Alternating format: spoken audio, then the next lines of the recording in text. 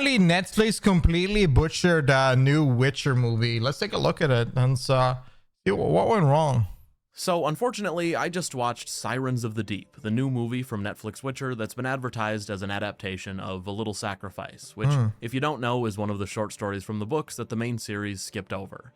Now, I'll be completely honest with you, I've long considered it a blessing in disguise that this specific story was left out of the show. Yeah, I mean, like, if Henry Cavill was out and how they kind of treated the show was really bad. I mean, there was so much wrong, too much agenda-focused, weird stuff. Like, I don't know, like, I mean, they would not do the story a good deed at all in the series. So I'm glad that they kind of try to move on to it, but it's unfortunate that animation sucked. It was spared the Netflix Witcher. Oh, I liked the movie? You did? Oh, well, at least somebody enjoyed it. I'm happy to hear that. Because, well, given the track record of the writing, it was a bit rushed. Talent behind Netflix Witcher, I figured it was likely that they'd take the subtle, nuanced story of A Little Sacrifice and strip it of everything that made it unique and memorable, everything that made it what it was. And, well, if you hadn't guessed already, that's exactly what we have here. Sirens of the Deep now exists, and, of course, it was written by the very same people who brought us Season 3 of the main show. That is the wrong part of it. They should have gotten new writers. Like, you should not... Obviously, the writers and the director of the current series is the wrong doing of the show. Like, they are the one making the show bad. Everybody sees this. The audience know it. Everybody knows it. Netflix probably knows it too. So giving them access to a completely different type of series, like an animation series as well, or animation movie is completely you set yourself a failure with that kind of regard. I don't see why did we fucking do that. That's so weird. Now, this is usually a pretty positive channel, but I'm just gonna be completely blunt here. I found this movie to be absolutely terrible, an absolute abomination. It's yet another Netflix Witcher project that never really stood a chance because the people leading the charge in the story department haven't changed. Exactly. And if you're not going to change the root cause of the issue, you're not going to go anywhere further, because they're not going to suddenly start changing their mind and fixing or getting better at it. Like, maybe, like, the thing is that they have a personal vendettas or agendas that they want to follow, and it's not fitting with what's entertaining or what is that will create a better enhancing story-driven experience. It has to do with their political problems and other reasoning that they just feel like would be more fitting for their personal narrative, and that's kind of conflicts with what an audience of a specific genre you're trying to target, or generally if you're trying to make it more abroad for everybody. It just doesn't really fit that well, because you're not trying to make a story, you're trying to make a point. They've now taken A Little Sacrifice, a story that already existed, one that was ready to be adapted, and they've seemingly gone out of their way to gut it of any meaning. That's the weirdest thing I don't get about these writers, is that you're already put a lot of money. They put like a lot of millions into doing the witches, the witches stories. I don't know, maybe billions even. I don't know how much the pay was, but you already have a book and a story that a lot of audiences enjoy and want to see animated or put into a show.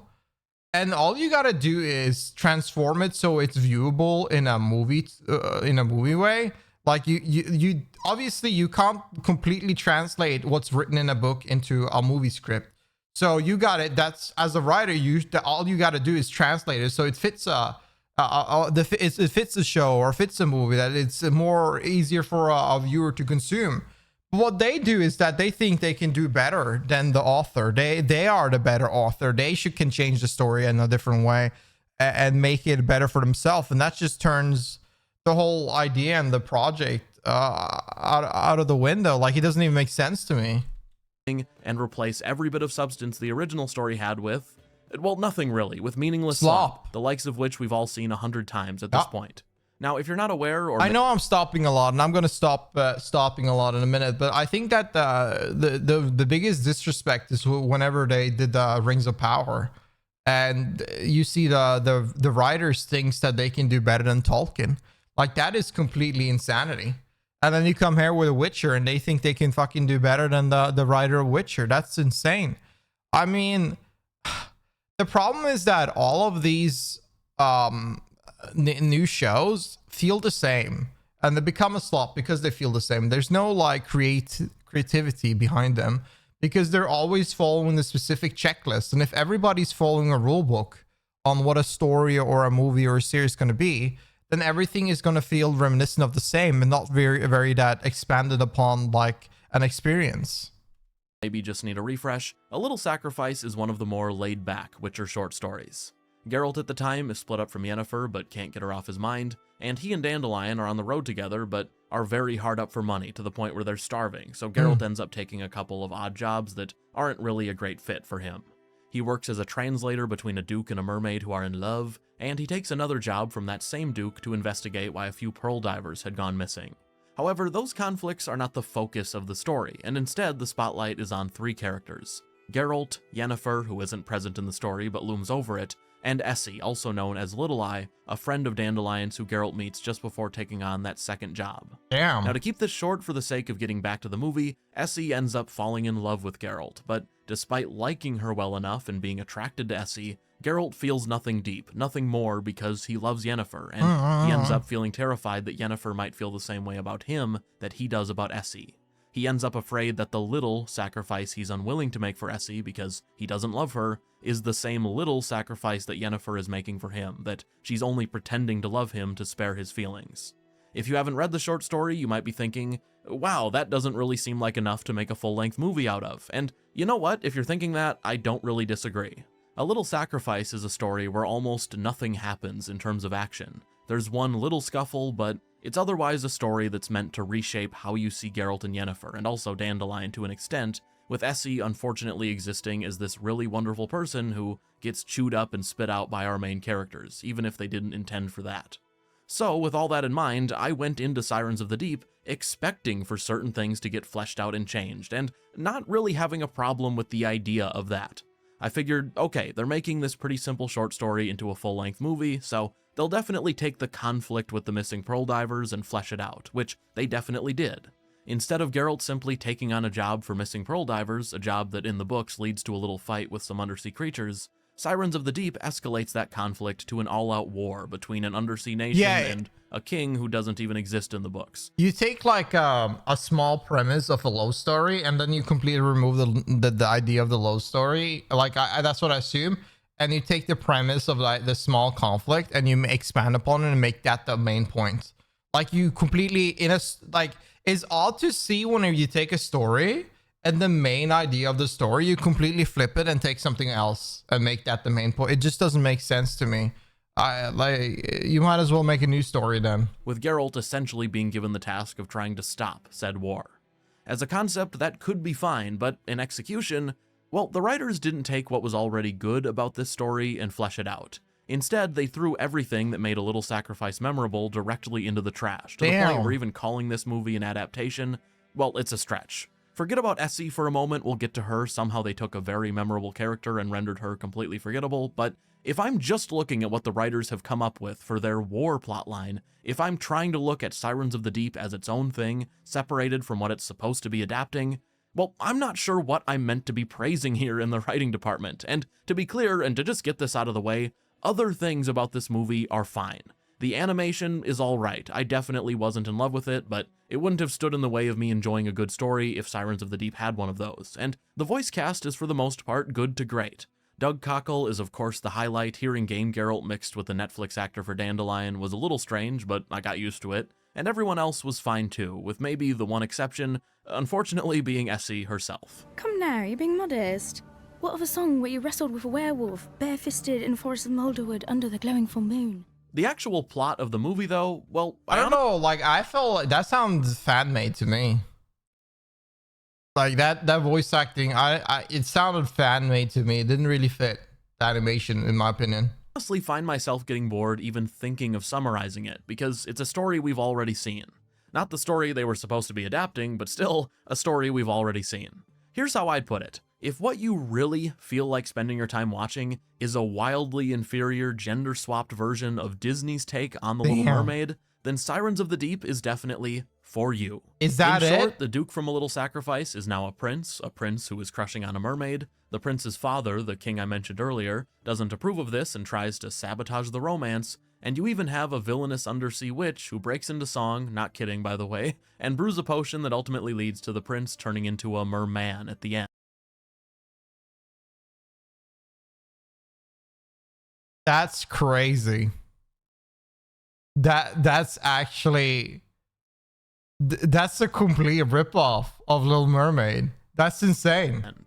It's a near beat-by-beat retelling of The Little Mermaid, just with the gender flipped almost everywhere and some added violence on top, because in Sirens of the Deep, the merpeople and humans briefly go to war over the romance, which ultimately gets resolved when the prince takes that potion and says, "Hey, I'm a merman now, stop fighting so the movie can end." That is Sirens of the Deep. 80% of the runtime is devoted to a poor and completely useless retelling of The Little Mermaid, which is kind of hilarious because if you've read A Little Sacrifice, you'll know that it parodies The Little Mermaid in places. It singles out and pokes fun at the story that Sirens of the Deep decided to just do a straight retelling of. I mean, at one point in the book, Dandelion briefly recites what happens in the original Little Mermaid story as one of his stupidly inaccurate ballads, to which Geralt replies something like, "Who would ever believe such garbage?" So now, and this is perfect, honestly, when I reread A Little Sacrifice, it's just going to come across like it's making fun of the Netflix Witcher version, which, well, like I said, that's perfect. I love that in a cynical, Netflix Witcher is what it is at this point kind of way. Anyway, I mentioned that 80% of the runtime was devoted to the Little Mermaid retelling. So what of the other 20%? Well, let's talk about that. Let's visit the unrecognizable rotting carcass of the character Essie, and we'll also get to what they've done with Dandelion because, woof. Before we do that, though, I do need to take a very quick second to thank today's sponsor, Raycon. Whoa, now, March can be a pretty intense month. It's the time of year where you need to lock in, drown out the unwanted noise. And a good way to do that is with a new set of Raycon earbuds, because their latest model has set a new standard if you're looking for affordable yet premium sound. Raycon's latest earbuds have a 32-hour battery life, they're weatherproof with active noise cancellation, and most importantly, they sound great.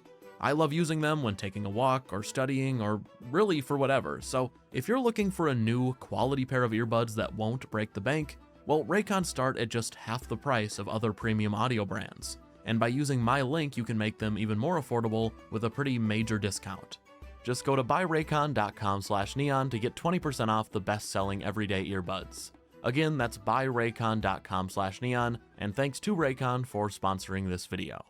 Okay, to get back to Sirens of the Deep, well, if there's one thing that I know about Witcher fans, it's that the #1 requested prequel story that's been absolutely begged for is one centered around Dandelion. There's just no denying that Witcher fans have always been desperate to know what Dandelion was up to as a 9-year-old, and I think we can all agree that in a universe like that of The Witchers, there's nothing that could be more interesting, no other story more worth telling, and thankfully, Netflix knew what the fans most wanted, and had our back with Sirens of the Deep.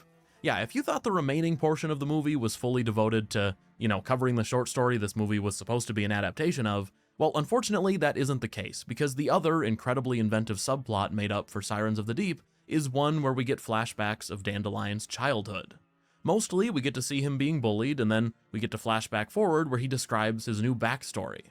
Apparently, Netflix Dandelion, or Jaskier, I guess, grew up poor and was just a meek child who Essie saved from being bullied too often by beating up the mean boys who wronged him. Ooh. Why was this subplot needed? What purpose did it serve? Well, it does have a 2-second payoff at the end where his bully has a moment of redemption and then immediately dies, but otherwise, it's largely there to show us that this version of Essie is supposed to be better than the one from the books, because the writers read the short story and thought, you know what, the original version of Essie, she's just lame. I mean, she's emotional, she doesn't get a happy ending, she doesn't beat anyone up. Like, that's the thing, they always think that, that's the problem, is that they always think they can do it better. They think that they don't find the charming characters. The characters already set are good enough, and they want to write them in a different manner to what they assume is better, which is odd because, like, again, Essie is like the video stated earlier is a memorable character that is cherished, and then the writer come in that has no affiliation with the community or even the books before this, are just deciding, you know what, this is we're going to do better, we're going to change them, we think this is ass, let me change it to something better, and then make the most like expected duplicate of what we've seen of a flop a million times already. Up and isn't always one step ahead of Geralt. Yeah, let's fix it. Well, naturally, they felt the need to fix that. And by fix that, I mean, well, Essie is just no longer a bad bitch. Instead, she's a personality-less void. You know, never mind that they reverse every little thing for no reason, like instead of Geralt being the translator for the Duke and Mermaid, Essie is now, and instead of Geralt following Essie to a balcony for a conversation, she follows him and takes the lead. Never mind any of that, because whatever, we've seen time and time again that the most creative this writing team can get is just by flipping roles around for no particular reason. But this movie also just null and voids everything that made Essie a character people remember, despite her only appearing in that one short story. In Sirens of the Deep, instead of being a character you really grow to care for and empathize with, Essie instead is now girl who has no flaws whatsoever and is always one step ahead of Geralt. Now, full warning here, I'm going to briefly talk about how the original short story ends, so if you don't want to hear that, click away, although I would appreciate it if you could leave a like, really helps my content get out there. But, of course, in A Little Sacrifice, what people find so beautifully tragic about Essie is that she doesn't get to live happily ever after. Far from it. She falls in love with Geralt, a romance that was never going to work, but still, she tries her genuine best and only gets hurt in the end. The ending to that original short story is one of the biggest gut punches I've ever read. Of course, Netflix cut that ending out too, we needed more screen time for Dandelion flashbacks, I guess, but in A Little Sacrifice, Geralt gives Essie a beautiful sky blue pearl, and tells her that he can envision it set in a silver little flower, and as long as she carries it with her, it'll protect her from all evil. The very next day, Essie has the pearl set in silver exactly as Geralt envisioned, but despite what Geralt said to try and lift her spirits, Essie did not go on to live an evil-free life when they parted ways. Instead, she traveled to Vizima, where she came into contact with smallpox, and died. And when Dandelion entered the city to retrieve her body and put Essie to rest in a peaceful place, he buried her with the two things she held most dear: her lute and that sky blue pearl she never parted with, the one Geralt said would protect her from evil. It's the kind of ending that defines The Witcher. It's the kind of ending that sets this series apart. And what do we get instead in Sirens of the Deep?